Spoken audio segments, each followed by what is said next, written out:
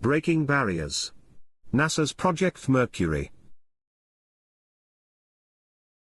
Project Mercury was the United States' first human spaceflight program, initiated by NASA in 1958. It marked America's entry into the space race, a Cold War-era competition primarily between the United States and the Soviet Union. The program's objectives were to orbit a manned spacecraft around Earth, investigate man's ability to function in space, and recover both the astronaut and the spacecraft safely. The geopolitical tensions of the Cold War served as the backdrop for Project Mercury. The Soviet Union's successful launch of Sputnik in 1957 had already signaled their lead in space exploration, creating a sense of urgency in the United States to catch up. President Dwight D. Eisenhower responded by establishing NASA, and Project Mercury became its first major undertaking. The primary objectives of Project Mercury were ambitious yet focused. 1. Orbit a manned spacecraft around Earth. 2. Investigate the ability of astronauts to function effectively in space. 3. Ensure the safe recovery of both the astronaut and the spacecraft. The spacecraft design and development were driven by simplicity and reliability. The spacecraft needed to be lightweight and robust enough to withstand the harsh conditions of space travel. It included critical systems, such as a launch escape system, attitude control for orientation, retro-rockets for re-entry, and a blunt body for safe atmospheric re-entry. The Atlas D rocket, initially developed as an intercontinental ballistic missile, was modified to serve as the launch vehicle. Extensive testing was conducted, including uncrewed flights and flights with animal passengers, to ensure the system's reliability and safety. Project Mercury comprised 6 key missions, each contributing to the program's overall success. 1. Mercury Redstone 3, Freedom 7. On May 5, 1961, astronaut Alan Shepard became the first American in space, flying a suborbital mission that lasted 15 minutes. This mission demonstrated the feasibility of manned spaceflight and tested the spacecraft's basic systems. 2. Mercury Redstone 4, Liberty Bell 7. Launched on July 21, 1961, with astronaut Gus Grissom, this mission was also suborbital. While successful, the mission faced a challenge when the spacecraft's hatch blew prematurely upon landing, causing it to sink. Grissom was safely recovered, but the spacecraft was lost. 3. Mercury Atlas 6, Friendship 7. Perhaps the most famous of the Mercury missions, this flight saw John Glenn become the first American to orbit Earth on February 20, 1962. Glenn orbited the planet 3 times, and the mission validated the spacecraft's ability to sustain an astronaut in orbit and return safely. 4. Mercury Atlas 7, Aurora 7. Launched on May 24, 1962, with astronaut Scott Carpenter, this mission repeated Glenn's 3-orbit flight. Despite some navigational issues that led to a landing 250 miles off target, Carpenter was recovered safely. 5. Mercury Atlas 8, Sigma 7. Walter Scherer piloted this mission on October 3, 1962, completing 6 orbits around Earth. This flight aimed to test the spacecraft's systems over a longer duration, which it accomplished successfully. 6. Mercury Atlas 9, Faith 7. The final Mercury mission, launched on May 15, 1963, was piloted by Gordon Cooper. Cooper orbited Earth 22 times over 34 hours, demonstrating that an astronaut could live and work in space for an extended period. Project Mercury faced numerous technical and logistical challenges. One significant issue was developing a reliable launch escape system to ensure astronaut safety in case of a launch vehicle failure. Another was creating a comprehensive tracking and communication network capable of maintaining contact with the spacecraft throughout its orbit. The program also had to address human factors, such as the physical and psychological effects of space travel on astronauts. Extensive training and rigorous selection processes were implemented to prepare the astronauts for the stresses of spaceflight. Project Mercury achieved its primary objectives, successfully demonstrating that manned spaceflight was possible and laying the groundwork for future space exploration programs. The program's successes helped restore American confidence and pride during the Cold War, establishing NASA as a leader in space exploration. The knowledge and experience gained from Project Mercury were invaluable for subsequent programs, such as Gemini and Apollo. These later programs built on Mercury's foundation, leading to the historic Apollo 11 moon landing in 1969. Project Mercury also highlighted the importance of international cooperation and competition in advancing scientific and technological frontiers. The program's legacy continues to inspire generations of scientists, engineers, and astronauts.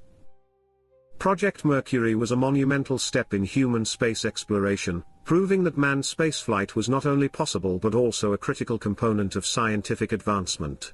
Through its rigorous testing, innovative engineering, and courageous astronauts, Project Mercury set the stage for humanity's journey to the stars. The program's success is a testament to human ingenuity and the relentless pursuit of knowledge, leaving an enduring legacy in the annals of space exploration.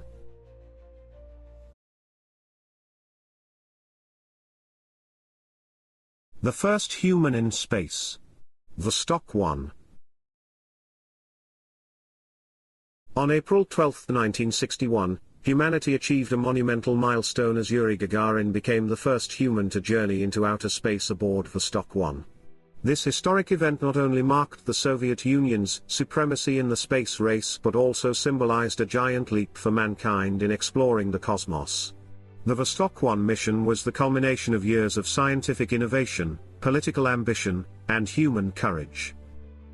The Vostok 1 mission was meticulously planned and executed by the Soviet space program. The spacecraft, Vostok 1, was launched from the Baikonur Cosmodrome in Kazakhstan atop a Vostok K rocket. The mission's primary objective was to send a human into orbit and safely return them to Earth, thereby demonstrating the feasibility of human spaceflight. Gagarin's spacecraft orbited the Earth once, reaching a maximum altitude of 327 kilometers, and traveling at speeds up to 27,400 kilometers per hour. Yuri Gagarin, a 27-year-old Soviet Air Force pilot, was chosen for this historic mission. His selection was based on his exceptional piloting skills, physical fitness, and unwavering resolve. Gagarin's calm demeanor and charismatic personality made him an ideal candidate to represent the Soviet Union in this high-stakes venture. His famous words, "Poikali," or "let's go," as Vostok 1 lifted off, have since become emblematic of the human spirit of exploration. Vostok 1 was a marvel of engineering, designed to sustain a human in the harsh conditions of space. The spacecraft had a spherical descent module, which housed Gagarin, and an instrument module that contained life support systems and control instruments. The descent module was equipped with an ejection seat for Gagarin to parachute to safety during re-entry, a critical feature given the spacecraft's limited landing control. The Vostok K rocket, a modified intercontinental ballistic missile, provided the necessary thrust to propel Vostok 1 into orbit. It consisted of 4 liquid-fueled boosters and a central core, ensuring the spacecraft achieved the required velocity to break free from Earth's gravitational pull. The precision and reliability of the rocket were crucial to the mission's success, reflecting the advanced state of Soviet rocketry at the time. Vostok 1's flight lasted 108 minutes, during which it completed one orbit around Earth. Gagarin experienced weightlessness and communicated with ground control, reporting on his condition and the spacecraft's performance. The flight was largely automated, with manual controls available to Gagarin only in case of emergency. This decision underscored the Soviets' confidence in their technology and Gagarin's trust in the system. Re-entry posed significant challenges, as Vostok 1 had to withstand intense heat and deceleration forces. At an altitude of approximately 7 kilometers, Gagarin ejected from the descent module and parachuted to the ground, landing safely near Engels in the Saratov region of the Soviet Union. The successful re-entry and Gagarin's safe landing were celebrated as a triumph of Soviet engineering, and a testament to human endurance. The successful completion of the Vostok 1 mission had profound implications for the space race and global geopolitics. It marked the Soviet Union's dominance in space exploration, a strategic victory during the Cold War. The mission demonstrated the feasibility of human spaceflight, paving the way for subsequent manned missions and the eventual goal of landing humans on the moon. Gagarin's achievement was celebrated worldwide, and he became an international hero. His flight inspired generations of scientists, engineers, and explorers, reinforcing the idea that space was the new frontier for human endeavor. The mission also intensified the competition between the United States and the Soviet Union, leading to significant advancements in space technology and exploration. The legacy of Vostok 1 endures to this day. It is commemorated annually on April 12 as Cosmonautics Day in Russia, and the International Day of Human Spaceflight globally. The mission's success established the foundation for human space exploration, influencing subsequent missions, such as the American Mercury and Apollo programs. It demonstrated the potential for international cooperation in space, which would later be realized through initiatives like the International Space Station. The Vostok 1 mission was a landmark event in human history, showcasing the potential of space exploration and the indomitable spirit of human adventure. Yuri Gagarin's journey into space was not just a triumph for the Soviet Union but a victory for all of humanity. It underscored the importance of scientific innovation, international competition, and the relentless pursuit of knowledge. As we continue to explore the cosmos, the legacy of Vostok 1 serves as a reminder of our ability to achieve the extraordinary, when we dare to venture beyond our earthly bounds.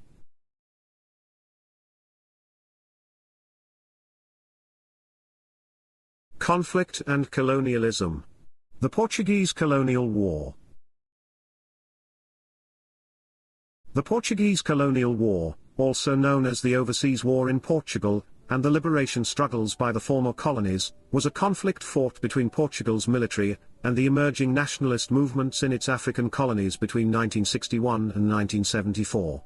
The war marked the end of the Portuguese Empire, the longest-lived modern European colonial empire, and resulted in the independence of Angola, Mozambique, Guinea-Bissau, Cape Verde, and São Tomé and Príncipe. The origins of the Portuguese colonial war are deeply rooted in the political and social changes in the post-World War II era. Following the war, there was a wave of decolonization across Asia and Africa, driven by the weakening of European colonial powers and the rise of nationalist movements. Portugal, under the Estado Novo regime led by António de Oliveira Salazar, was determined to maintain its colonies, which were seen as integral parts of the nation. This perspective was in stark contrast to other European powers that were increasingly granting independence to their colonies. Salazar's regime enforced a policy of assimilation, aiming to integrate the colonies politically and culturally into Portugal. However, the socio-economic conditions in the colonies, characterized by exploitation, racial discrimination, and lack of political freedom, fueled resentment and nationalism among the local populations. The Portuguese colonial war began in Angola on February 4, 1961, when the Popular Movement for the Liberation of Angola, the MPLA, launched an attack on the Luanda prison, aiming to free political prisoners. This event was followed by a larger uprising in the northern part of Angola, led by the National Liberation Front of Angola, the FNLA. The conflict soon spread to other Portuguese colonies. In Guinea-Bissau, the war started on January 23, 1963, with the African Party for the Independence of Guinea and Cape Verde, PAIGC, initiating guerrilla warfare against Portuguese forces. Mozambique joined the fray on September 25, 1964, when the Front for the Liberation of Mozambique, FRELIMO, began its armed struggle for independence. The Portuguese colonial war was marked by a series of brutal guerrilla wars rather than traditional battles. The nationalist movements adopted guerrilla tactics, which were effective in the vast and often inaccessible terrains of the African interior. The Portuguese military, though better equipped and trained, struggled with the hit-and-run tactics and the support the guerrillas received from local populations. Portugal also faced significant international pressure and isolation. The United Nations condemned Portuguese colonial policies, and neighboring African countries, particularly those aligned with the Organization of African Unity, provided support to the liberation movements. The Cold War dynamics further complicated the situation, with the Soviet Union, China, and Cuba supporting the nationalist movements, while Portugal received support from NATO allies, albeit limited and often covert. The prolonged conflict drained Portugal's resources and morale. The war became increasingly unpopular domestically, contributing to the growing dissent against the Estado Novo regime. On April 25, 1974, the Carnation Revolution, a nearly bloodless military coup, overthrew the Estado Novo regime. The new government, led by the Armed Forces Movement, the MFA, was determined to end the colonial wars and transition Portugal to a democratic government. Negotiations quickly began with the nationalist movements. In Angola, the Alvor Agreement was signed in January 1975, leading to independence on November 11, 1975.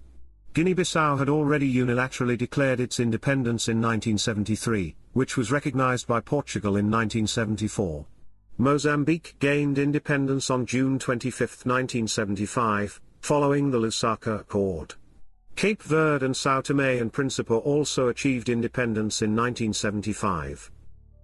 The end of the Portuguese colonial war had profound effects on both Portugal and its former colonies. In Portugal, the war's end marked the conclusion of the Portuguese Empire, which had lasted over 500 years. The country underwent significant political, social, and economic changes during its transition to democracy. The newly independent states faced numerous challenges, including political instability, economic underdevelopment, and in some cases, civil wars. Angola and Mozambique, in particular, experienced prolonged civil conflicts fueled by Cold War rivalries and internal divisions. Despite the hardships, the end of colonial rule allowed these nations to pursue self-determination and development on their terms. The legacy of the Portuguese colonial war remains complex, marked by both the struggles for independence and the subsequent challenges of nation building. The Portuguese colonial war was a significant chapter in the history of decolonization, reflecting the broader global trends of the mid-20th century. It highlighted the limits of colonialism in the face of determined nationalist movements and changing international attitudes. The war's end brought about the dissolution of the Portuguese Empire and the emergence of new nations in Africa, each embarking on their unique paths to sovereignty and development. The Portuguese colonial war serves as a testament to the enduring human spirit for freedom and self-determination, despite the formidable challenges and costs involved.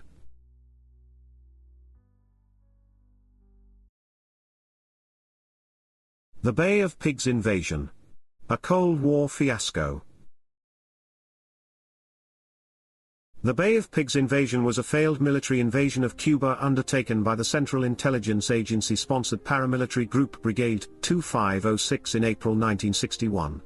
This attempt aimed to overthrow the increasingly communist government of Fidel Castro.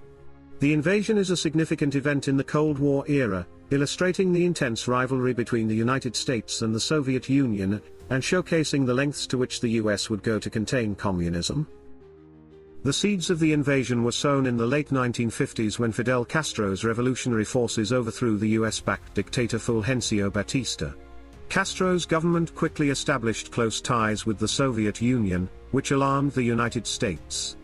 In response, President Dwight D. Eisenhower approved a CIA plan to train and arm Cuban exiles for an invasion. The objective was to incite a popular uprising that would lead to Castro's overthrow. Under the direction of the CIA, the exiles were trained in Guatemala. The training program was extensive, including guerrilla warfare tactics and conventional military training. However, the operation faced numerous challenges, including secrecy issues and logistical problems. When John F. Kennedy became president in January 1961, he inherited the invasion plan. Despite some reservations, Kennedy approved the operation but insisted on plausible deniability, leading to significant operational constraints. The invasion plan involved an amphibious assault at the Bay of Pigs on Cuba's southern coast. The CIA believed that the landing would spark a widespread uprising against Castro. However, several critical assumptions proved flawed. The Cuban populace did not rise in support of the invaders, and Castro's forces were well prepared and loyal. On April 17, 1961, approximately 1,400 Cuban exiles landed at the Bay of Pigs. The invasion was immediately beset with problems. The preliminary airstrikes, intended to destroy Castro's air force, failed to neutralize the threat. Additionally, Castro had advanced knowledge of the invasion plans due to poor operational security and leaks. Within 3 days, the invaders were overwhelmed by Castro's forces. The US had hoped for a swift victory with minimal American involvement, but the reality was starkly different. Kennedy chose not to provide additional air support, fearing the operation's overt US involvement would become undeniable. Consequently, the Brigade 2506 suffered heavy casualties, and about 1,200 were captured. The remaining forces either escaped or were killed. The Bay of Pigs invasion had significant ramifications. For the Kennedy administration, it was a humiliating defeat. Kennedy took full responsibility, which, while damaging his administration's credibility, also garnered some public sympathy. The failure strengthened Castro's position in Cuba and his alliance with the Soviet Union. It led directly to increased Soviet military aid to Cuba, including the deployment of nuclear missiles, setting the stage for the Cuban Missile Crisis in October 1962. The invasion also impacted US foreign policy. It highlighted the limits of covert operations and the dangers of underestimating an adversary. The incident led to a re-evaluation of CIA operations and spurred reforms within the agency. Several factors contributed to the failure of the Bay of Pigs invasion. 1. Intelligence failures. The CIA's assumptions about the Cuban population's readiness to revolt against Castro were incorrect. The agency also failed to adequately conceal the operation, leading to preemptive actions by Castro's forces. 2. Operational flaws. The execution of the invasion was marred by poor planning and coordination. The preliminary air strikes failed to achieve their objectives, and the invaders were ill-prepared for the resistance they encountered. 3. Political constraints. Kennedy's insistence on plausible deniability limited the operation's scope and effectiveness. The decision not to provide further air support was pivotal in the invasion's failure. 4. Underestimating Castro. The US underestimated Castro's ability to mobilize and command his forces effectively. His regime was more stable and popular than the CIA anticipated.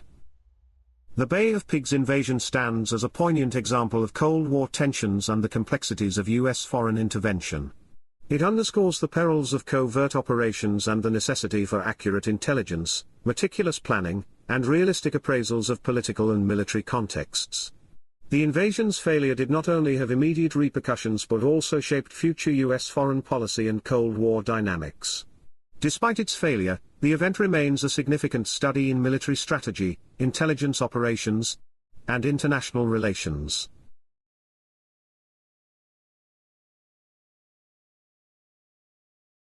A bold step into the unknown. NASA's Freedom 7. The Mercury Redstone 3 mission, famously known as Freedom 7, marked a monumental milestone in the history of space exploration as it was NASA's first human spaceflight.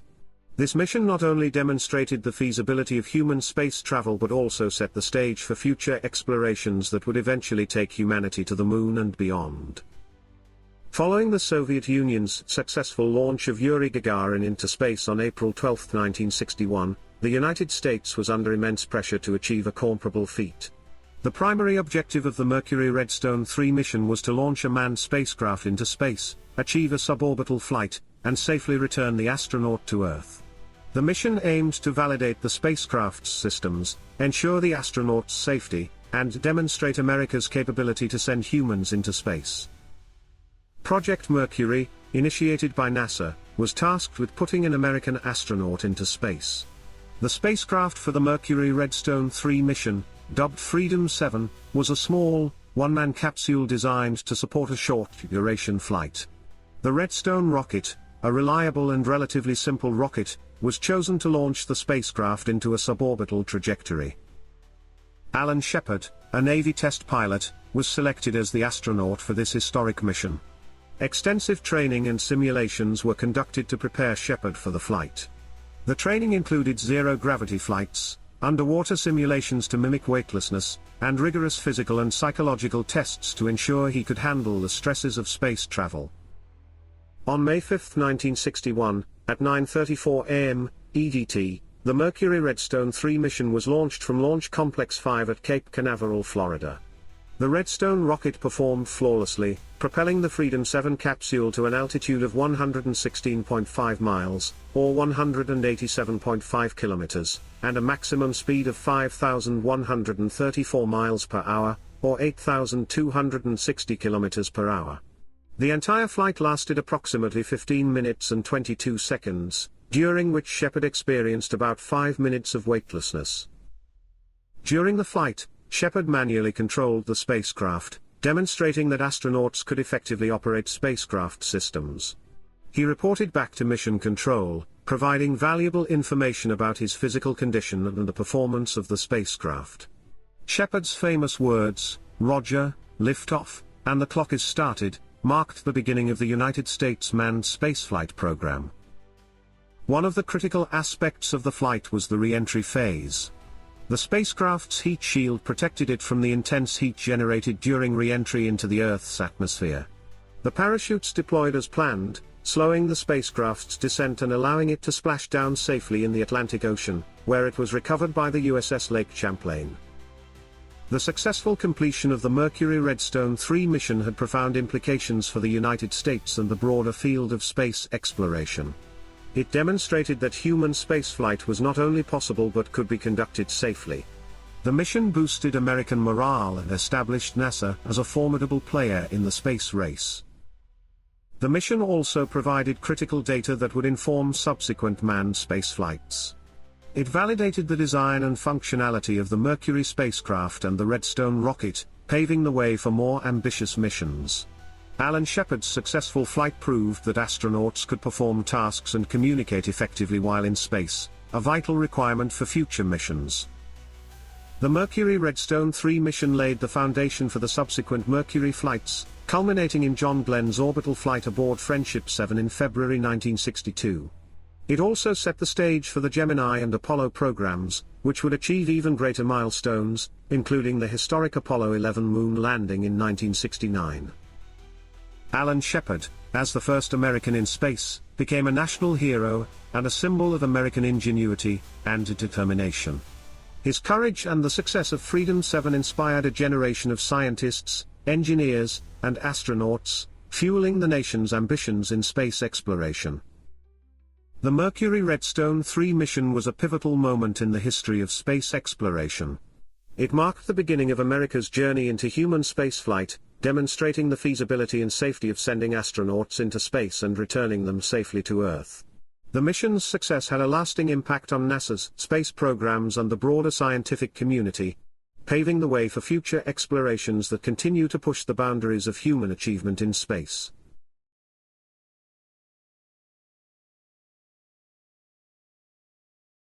High-stakes diplomacy.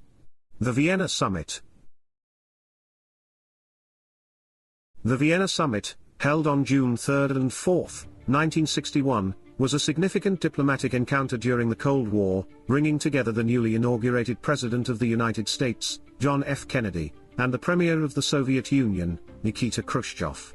This summit, set against the backdrop of escalating tensions between the two superpowers, aimed to address several critical issues that defined the Cold War era. The outcomes of the Vienna Summit had profound implications for international relations and the geopolitical landscape of the time. The early 1960s were marked by intense rivalry between the United States and the Soviet Union. The ideological divide between capitalism and communism manifested in various global conflicts and crises. The Cuban Revolution, the U-2 incident, and the burgeoning arms race heightened the stakes. John F. Kennedy had just assumed office in January 1961, bringing a youthful and dynamic leadership style, while Khrushchev was a seasoned politician known for his bold and sometimes erratic behavior. Kennedy's administration faced several foreign policy challenges, including the Bay of Pigs invasion in April 1961, which ended disastrously for the U.S. The failed invasion, intended to overthrow Fidel Castro in Cuba, weakened Kennedy's position and emboldened Khrushchev. This backdrop set the stage for the Vienna Summit, where both leaders sought to assert their dominance and negotiate on critical issues. One of the most pressing issues at the Vienna Summit was the status of Berlin. Since the end of the Second World War, Berlin had been divided into East and West, with the eastern part controlled by the Soviet Union, and the western part by the Allies. Khrushchev threatened to sign a separate peace treaty with East Germany, which could jeopardize Western access to West Berlin. Kennedy firmly opposed any unilateral actions that would alter the status quo, emphasizing the United States' commitment to defending West Berlin. The summit also addressed the growing nuclear arms race. Both the United States and the Soviet Union had significantly expanded their nuclear arsenals, leading to a precarious balance of power. Kennedy expressed concerns about the dangers of nuclear proliferation and the need for arms control agreements. However, Khrushchev was less inclined to engage in detailed discussions on this topic, viewing the Soviet nuclear capability as a crucial deterrent against perceived Western aggression. Another critical issue was the potential for disarmament and a comprehensive test ban treaty. Kennedy advocated for a treaty to ban nuclear tests, which he believed would reduce the likelihood of nuclear war and limit the spread of nuclear weapons. Khrushchev, while agreeing in principle, was skeptical about the verification mechanisms proposed by the United States. This skepticism stemmed from the distrust between the superpowers and concerns about espionage. The recent events in Cuba were also on the agenda. Khrushchev used the Bay of Pigs fiasco to highlight U.S. interventionist policies in Latin America, accusing the United States of imperialism. Kennedy, in turn, warned Khrushchev against providing military support to Cuba, which could destabilize the region further. This exchange underscored the broader ideological battle for influence in Latin America and other developing regions. The Vienna summit was characterized by a series of intense and often contentious discussions. While no major agreements were reached, the summit had several important consequences, including increased tensions and the construction of the Berlin Wall. The summit did not alleviate tensions. In fact, it exacerbated them. Khrushchev perceived Kennedy's resolve as a sign of weakness, emboldening him to take more aggressive actions. This miscalculation contributed to the Soviet decision to deploy missiles in Cuba, leading to the Cuban Missile Crisis in October 1962. Following the summit, the Berlin crisis intensified. In August 1961, just 2 months after the Vienna summit, the East German government, with Soviet backing, erected the Berlin Wall. This physical barrier symbolized the division between East and West and became a focal point of Cold War tensions for the next 3 decades. Despite the lack of concrete agreements at Vienna, the summit highlighted the urgent need for arms control. Subsequent negotiations, particularly after the Cuban Missile Crisis, eventually led to significant arms control agreements, including the Limited Test Ban Treaty of 1963 and the Non-Proliferation Treaty of 1968. The summit was a baptism by fire for Kennedy in the realm of international diplomacy. While criticized for his performance at Vienna, Kennedy learned valuable lessons that shaped his approach to the Cuban Missile Crisis and other Cold War confrontations. His determination to stand firm against Soviet aggression was reinforced by the Vienna experience. The Vienna Summit of 1961 was a pivotal moment in the Cold War, reflecting the complexities and dangers of the US-Soviet rivalry. While it did not result in immediate breakthroughs, the summit's significance lay in its impact on subsequent events and policies. The intense exchanges between Kennedy and Khrushchev underscored the deep-seated ideological and strategic differences that defined the era. Ultimately, the Vienna summit was a reminder of the precarious balance of power and the importance of diplomacy in preventing global conflict.